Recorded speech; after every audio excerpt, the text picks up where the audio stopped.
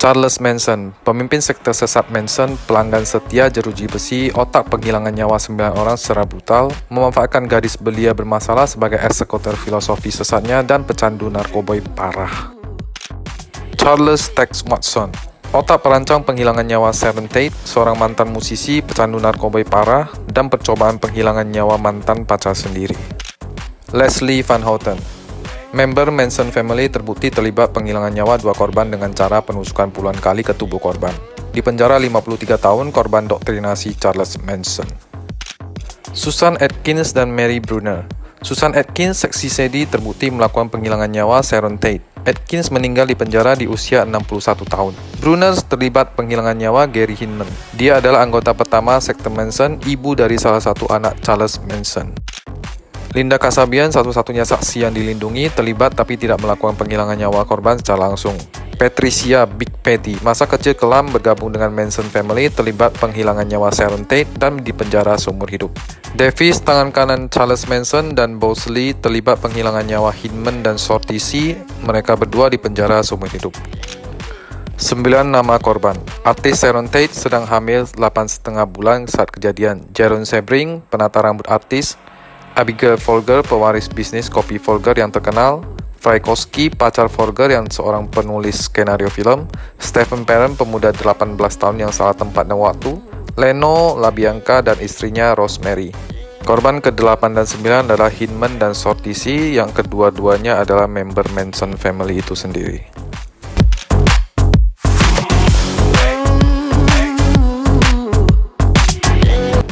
Biografi pelaku.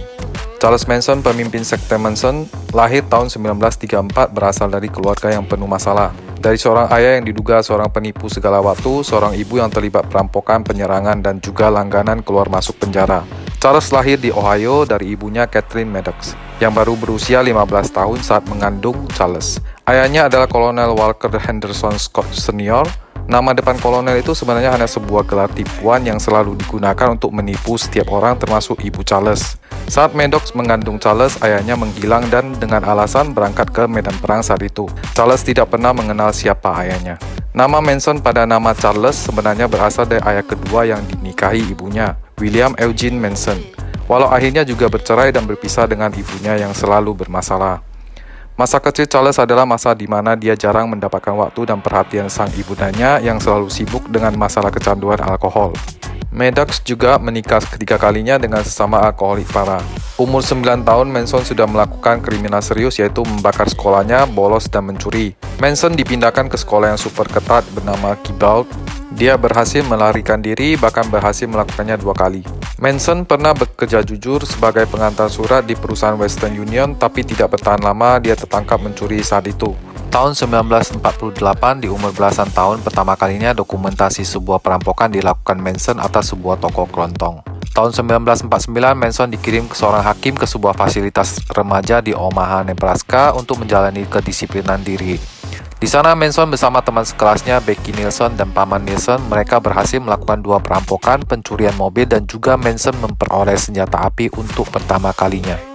Manson tertangkap setelah 2 minggu kemudian. Dia dikirim ke Indiana Boys School, sekolah yang ketat. Manson diperkaos di tempat ini oleh sesama siswa laki-laki, dipukuli dan disiksa. Manson belajar beberapa teknik bela diri, bahkan menguasai sebuah jurus pura-pura gila saat dia mendapatkan tindakan siksaan dari sesama pelajar di sana. Manson berhasil melarikan diri bersama beberapa temannya dari neraka tersebut, berangkat ke California dengan sebuah mobil curiannya, dan melakukan perampokan di sebuah gas station pengisian bahan bakar. Tapi dia kembali ditangkap di negara bagian Utah karena melintas dengan mobil curian. Manson dikirim ke sekolah pelatihan nasional di Washington DC. Disinilah Manson dites dengan hasil IQ-nya yang di atas rata-rata. Dia disebut pemuda yang seharusnya jenius. Tetapi Manson mulai terlihat antisosial di tempat ini. Atas rekomendasi psikiater di sini, Manson dianjurkan untuk dipindahkan ke tempat baru. Saat menjelang kebebasannya, dia melakukan pemerkosaan terhadap laki-laki dengan todongan senjata tajam. Manson dipindahkan ke lembaga pemasyarakatan Virginia. Di sana dia membuat 8 pelanggaran serius, beberapa di antaranya berhubungan dengan tindakan pemerkosaan sesama jenis.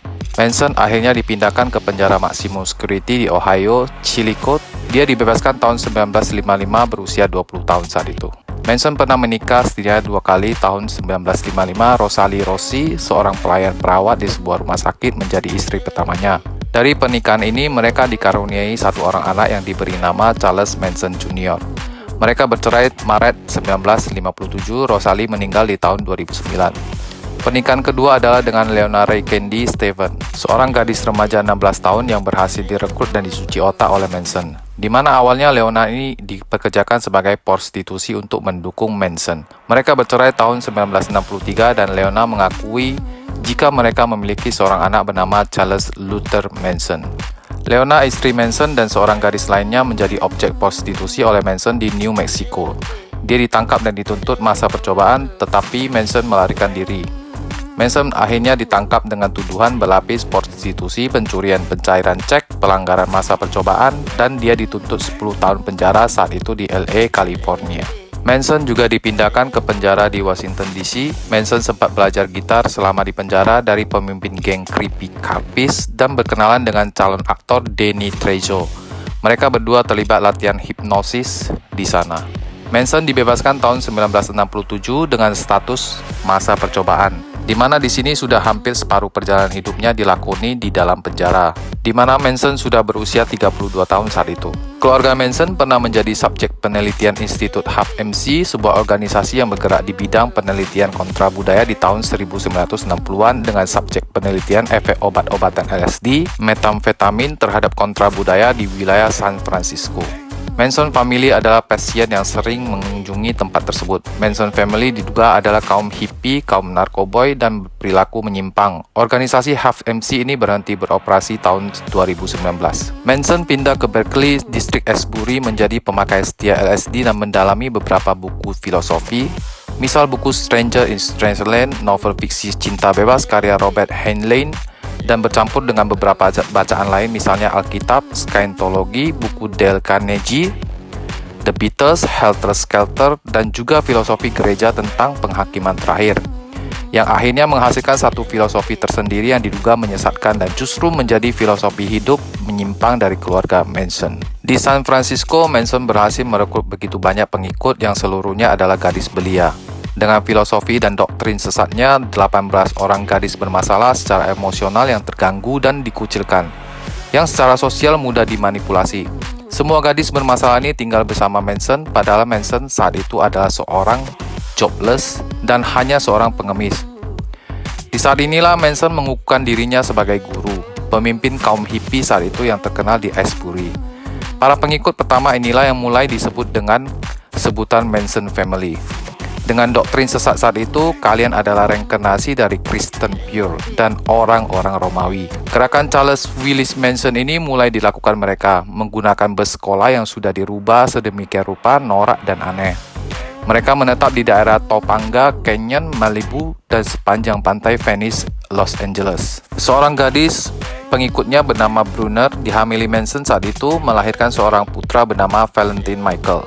Brunner sering dipanggil dengan sebutan Mariose, Mother Mary, Mary Manson, Linda D. Manson oleh para pengikut Manson. Masa itu Manson diduga sering memaksa pengikutnya menggunakan LSD dan mengikuti semua permintaan Manson, menyesatkan mereka, memberikan LSD dosis tinggi kepada mereka secara teratur, tapi menggunakan dosis sedikit untuk pribadinya sendiri, itu untuk menjaga kesadarannya sendiri. Diduga korban pengikutnya mencapai 30-an orang pada saat itu, termasuk Mary Brunner, Davis, Charles Tex Watson, Bobby Beausoleil, seorang musisi dan mantan aktor porno, Susan Atkins, Patricia Krenwinkel, Leslie Van Houten. Mereka inilah yang terlibat penghilangan nyawa brutal aktris Sharon Tate dan 2 member Manson, Hinman dan Southside. Sekte sesat Manson diduga terinspirasi dari lagu ciptaan The Beatles, Helter Skelter. Lagu yang hampir tidak pernah dipublikasikan The Beatles. Helter Skelter ini juga diduga menjadi awal munculnya musik aliran heavy metal, di mana sebuah aliran yang dianggap sebagai kekacauan. Charles Manson, sang pemimpin Manson Family, lahir 12 November 1934, meninggal 19 November 2017 pada usia 83 tahun. Manson meninggal saat sedang menjalani hukuman penjara seumur hidupnya, di mana kanker usus besar menghentikan perjuangannya. Manson dituntut hukuman mati tahun 1971 tapi batal dieksekusi karena perubahan peraturan tentang death penalty di California saat itu. Charles Tex Watson, mantan musisi dan aktor, bergabung dengan keluarga Manson tahun 1960-an melalui pertemuan yang tidak disengaja bersama seorang yang bernama Dennis Wilson, anggota band The Beach Boys yang membawa Tex ke Manson family. Watson sendiri adalah pria bermasalah, pecandu narkoba sejati, LSD dan daun sesat, bahkan pernah menembak mantan pacarnya bernama Crow dengan senjata api. Tex adalah salah satu orang yang masuk ke dalam pengaruh doktrin Charles Manson, terutama delusi tentang perang ras. Watson selama menjalani masa penjara seumur hidup, dia sempat menikah dan memiliki 4 orang anak, walaupun akhirnya bercerai karena mantan istrinya berselingkuh dan menikah dengan pria lain. Bahkan Watson berhasil menjadi seorang pendeta dan memiliki gelar BS dari sebuah universitas California Case melalui sekolah online. Watson melakukan semua itu walau dia berada di dalam penjara. Sampai saat ini Watson masih di dalam penjara, yaitu di penjara Richard J. Donovan, San Diego County, California. Tex Watson ditangkap di Texas November 1969. Berbagai cara dilakukan Tex untuk menghindari hukuman, bahkan melakukan tes kewarasan, pengajuan ekstradisi, sengaja tidak makan dan minum, bahkan berakting mengidap skizofrenia dan katakonia. Tahun 1971, Tex dijatuhi hukuman mati bersama Charles Manson, tapi mereka berdua terhindar dari eksekusi hukuman mati menjadi seumur hidup, karena di tahun tersebut terjadi perubahan aturan tentang hukuman mati di California. Sampai sekarang Tex masih mendekam di penjara walaupun sudah berpuluh kali melakukan peninjauan ulang dan pembebasan bersyarat. Susan Dennis Atkins, anggota Manson Family 1948-2009, terlibat penghilangan nyawa 9 orang bersama Charles Manson, dikenal sebagai nama Sadie, Seksi Sadie. Dia terbukti terlibat langsung dalam 8 kasus penghilangan nyawa bersama Manson Family. Atkins dijatuhi hukuman mati dan kemudian berubah menjadi hukuman seumur hidup. Atkins meninggal di penjara di usia 61 tahun sebagai narapidana wanita terlama di penjara California dibanding 2 rekannya Leslie dan Patricia. Mary Brunner, anggota Manson yang merupakan ibu dari salah satu anak Manson, terlibat penghilangan nyawa sesama anggota Manson Gary Hinman bersama Bobby Bosley. Korban Gary Hinman adalah seorang musisi dan calon PhD. Brunner juga seorang perampok bersenjata dan pencuri. Brunner bebas tahun 1977. Brunner adalah salah seorang pengikut paling pertama di keluarga Manson. Linda Darlene Kasabian. Linda berusia 20 tahun saat kejadian. Linda anggota Manson Family yang terlibat di 2 kejadian penghilangan nyawa korban Manson. Tapi dia mendapat imunitas sebagai saksi kasus. Linda meninggoy di tahun 2023 pada usia 74 tahun. Linda tidak terlibat langsung dalam eksekusi karena diminta menunggu di luar kediaman korban untuk menunggu di mobil saat itu. Atas pengakuan tersebut, Linda dijadikan saksi kunci saat di pengadilan.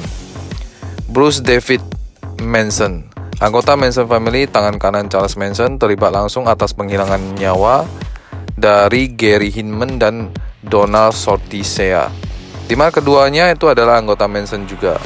Davis bersama Bosley adalah pelaku penghilangan nyawa Hinman dan Sorty. Davis dihukum dengan penjara seumur hidup, berusia 82 tahun dan masih berada di dalam penjara sampai saat ini. Patricia Krenwinkel, anggota Manson, lahir Desember 1947, terlibat langsung atas peristiwa penghilangan nyawa artis Sharon Tate dengan nama panggilan Katie Big Patty.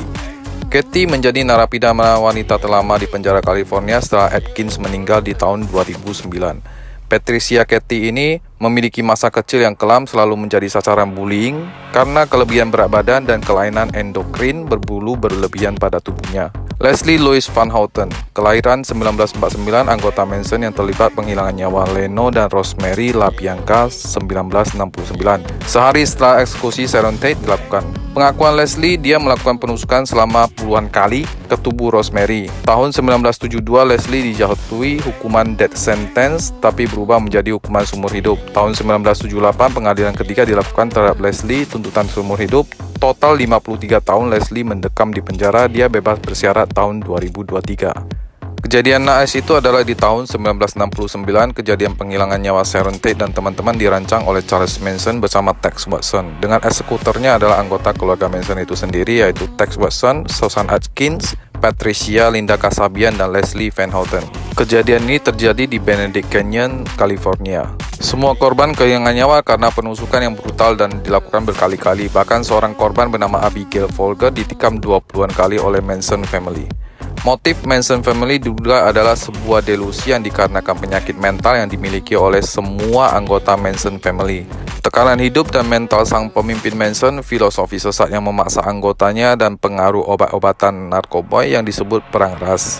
Atau mungkin sebuah dendam yang meledak karena tekanan yang mereka rasakan selama hidup berdampingan dengan orang sekitar yang kurang menghargai, kurang perhatian, atau bahkan mengintimidasi mereka. Semua pelaku Manson family dijatuhi hukuman mati dan akhirnya berubah menjadi seumur hidup karena perubahan aturan hukuman mati di California saat itu tahun 1971. Stay safe dan selalu waspada, teman.